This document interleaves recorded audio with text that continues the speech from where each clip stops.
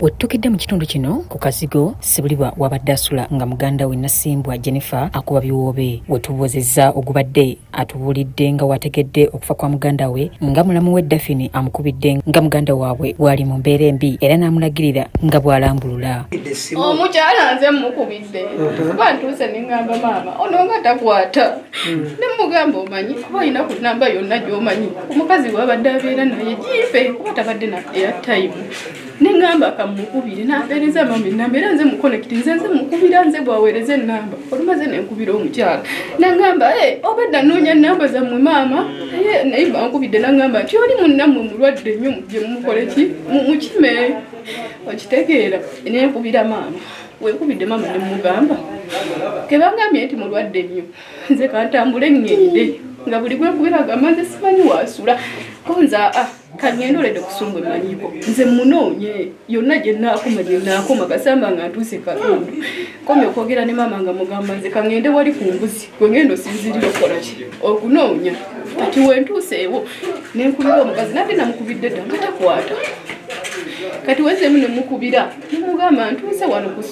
ku mbuzi omanyiiko ne ngamba yine konze ndagirira mu mbeere watuufu kuba simanyiiwo nangamba genda akirira simanya gende wa makumbi omala okirire mu kakubo okirire mu kakubo akakakirira waliwo akasomero kati okayiteko katini wache mmanga awo simanyi nnyumba zitunudde eri ziringa za mizigo nti kati era nzize njogera nayo kuva wali kasomero paka awo ne mugamba nangamba yingirawo mu kakubo naye omuzigo ogusembayo era nkomye okwogera naye nga nyimiridde wali nenzijjako essimu nezo tuuka wano ndaba waggale engatto ziri wano kati oluyingidde bweti sose kukwata ku luggi ndaba luggale nendugula ekinyolo kibaddemu munda yenza tuuka ku muntu nga yafudde dda.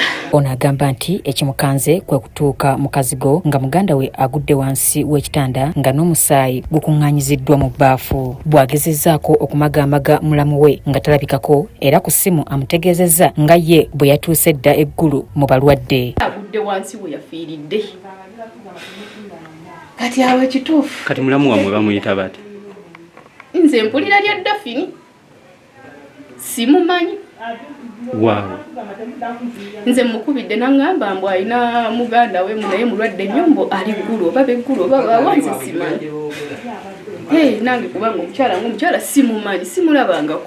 Wano Senfuka Fred nannyini nnyumba zino abadde apangisa omugenzi atubuulidde kyasanze ku nnyumba ze.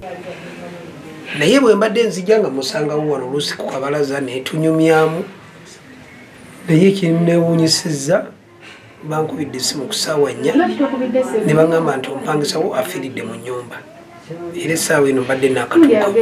Senfuka yennyamidde olw'omukyala okumala okutuusa ku mwami we obuzibu n'aleka omusaayi mu bbaafu ate ye n'adduka ekikyamu ennyo. Ime balabe oba yamutuuze butuuzi titumanyi kubanga abapangisa bano abaneiba abali wano bagamba bamulabyeko ku ssaawa 2 ng'akutte ebintu mu kaveera akola ki agenda ate talina gw'agambye nti oba omuntu afiiridde mu nnyumba. Tebannawulirawo kulwanagana.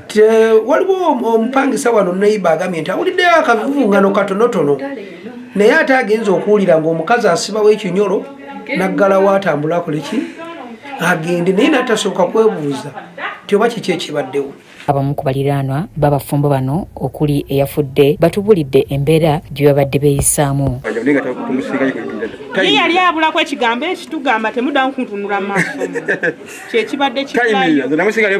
Oluvannyuma poliisi okuva Ibulenga etuuse ne Kabangali n'essaako omulambo ogubadde guvulubanya omusaayi ne gutwalibwa mu gganika e Mulago okwongera okwekkennenyezebwa.